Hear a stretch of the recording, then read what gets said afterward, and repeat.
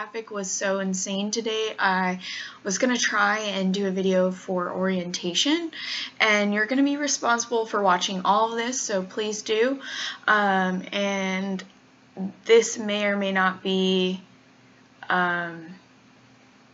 allowed, so just watch this. I'm going to ask afterwards. I just wanted you guys to know what we're going to talk about in case this works, and then we'll have you come and do the harness test where you put a step-in harness, prong collar, gentle leader, or easy walk harness, one of those on a stuffed animal dog mannequin. And then I'll come and take the background check payment, $25, debit or credit card. And when you come, I'll take your photos. So I'll take a picture of your ID first. I'll take a close-up of your face here, then one with the background, and then the last part will be the video, which I'll explain in a little bit about what you're supposed to say, but I think that way you don't have to stay for a long time, especially if you drove all the way there. So myself, I am only about 7 miles away, and I spent over an hour and a half one way trying to get there, and that did not work. So here we are. So there are 3 different types of walks with us. There's on-demand. So on-demand is a last-minute request. They just pop up out of nowhere. The demand is going to be different in different areas along with all of our requests, but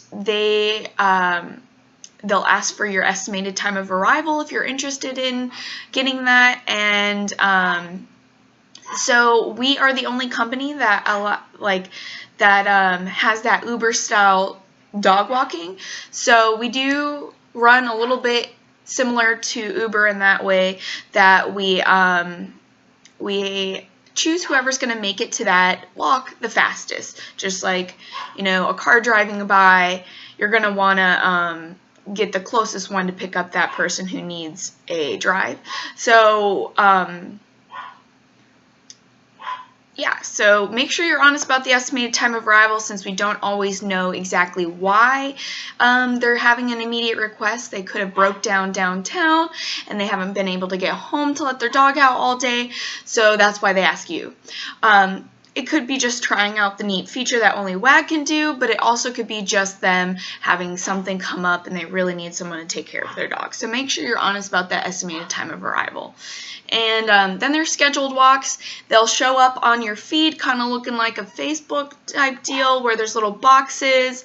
You scroll through them. They're going to say what type of request is it, if it's a pet sitting, is it a scheduled walk, reoccurring walk, and if you open it, it's going to have more details about what the dog likes, what the dog doesn't like usually, their breed, age, all that kind of stuff, and then any more details about what that owner might want you to do, like feed the dog, bring in the mail, take out the trash, that kind of stuff.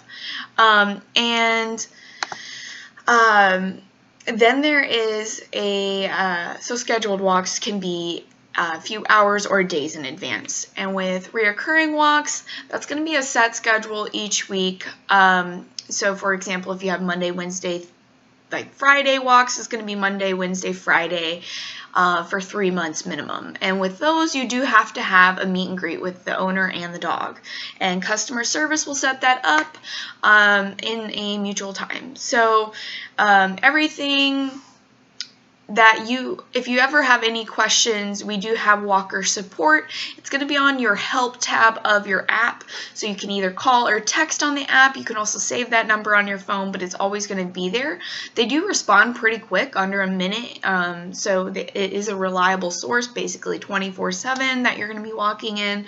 And you can also email them at wagwalking, walkersupport@wagwalking.com. My email is austin@wagwalking.com, but sometimes I don't know the answers to things and might have to transfer you to Walker Support. They can help with any technical issues you might have, so they're really good. So if you have an emergency occurring, definitely call us. It's a lot easier to talk back and forth, and we want to help that way versus texting, which takes a while to type and stuff. Then we have pet sitting, which is going to the owner's home. You got to read those requests and see if they want you to stay over the night, if they just want you to swing by a couple times throughout the day. It's pretty flexible. You talk with the owner and your numbers are going to be masked, so you know, we keep privacy in mind. And with boarding, you have the dog come to your home, also discuss with the owner the drop-off and pickup times, that kind of stuff. And so this is kind of how the overview is going to go. Once we've done all your photos and stuff and take the background check payment, we're going to send you an email to fill out that information for your background check. So it's going to be on Checkr. Just fill that out. After that's filled out, then you're going to get another email for our contract. Make sure you read over that and sign it. You're going to have a code to open that contract. It's going to be texted to you. So once you've done that, then you're going to be in the waiting phase. So once your background check clears, then you're no longer waiting. We're going to send you an email to download the app. There's a few steps on how to download that app since it's not available to the public. If you have an app right now that's WAG, it's going to be the owner's side of the app, and you're going to get a totally different one called the Walker app. So it's nice to see the other side of what you're doing, but to walk the dogs, you have to have the Walker app. So you'll get that download. The last step is going to tell you to email us that you've downloaded the app and that you're ready for that test walk. And a test walk is just like a real walk, but you don't have to walk a dog. You don't have to wear your advertising gear because we're just making sure all the buttons work and that you're comfortable using the app before doing real ones. So basically, let me just run through how it would be if you had a real walk and also how you're going to be doing that test walk. So we are going to press arrive once we've got to the location that we're going to. In this case, it's your house because you're doing the test walk. You press arrive. You unlock the door, go in, and harness up the dog, lock the door again, and then you press begin walk when you're about to go out the door and start that walk. Sometimes you might have some technical difficulties, like the app glitches. You need to keep pressing begin walk. Just keep pressing it until it works, or contact walker support so we can tell the owner that you're on the walk or walk you through how to fix the technical problems. But for this case, we do a 30-minute walk. We do the full 30-minute walk. So I recommend doing about 12 minutes out and then turning around just in case the dog starts to slow down on the second half of the walk, or they have to go to the restroom, or someone talks to you about WAG, or you need to take a break with the dog. So just you know, do about 12 minutes. You'll start to get the hang of it, but you want to be safe on not losing track of time in case you have other walks booked afterwards. So we've done our 30-minute walk. We just do whatever's around the house. We just walk them unless they ask for you to jog them and stuff. So I will go over all those details in a second. So we've done 30 minutes. If you have to, it's 29 minutes and you just wait in front of the door. We want to make sure that we do 30 minutes outside of the house. So you unlock the door again, you go in, unharness the dog, double check those notes to make sure you don't have to do anything like bring in the mail, take out the trash. If you do, it shouldn't take too long, but keep that timer running. So if you're getting mail, make sure you put it in an area where the dog can't reach it, because sometimes they might tear stuff up, and you know, make sure that the notes don't say anything like how to lock up. Sometimes they say stuff about parking and where they want their key to go or something like that. So we've done all the stuff that we need to do. We've taken our picture of the dog wearing their bandana so you can get that advertising bonus for an extra $1 if you're wearing your WAG t-shirt along with it.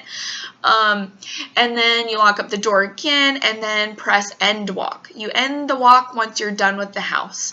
And then after that, I recommend going to your car or wherever you're going to go at the end of the walk and do that report card immediately.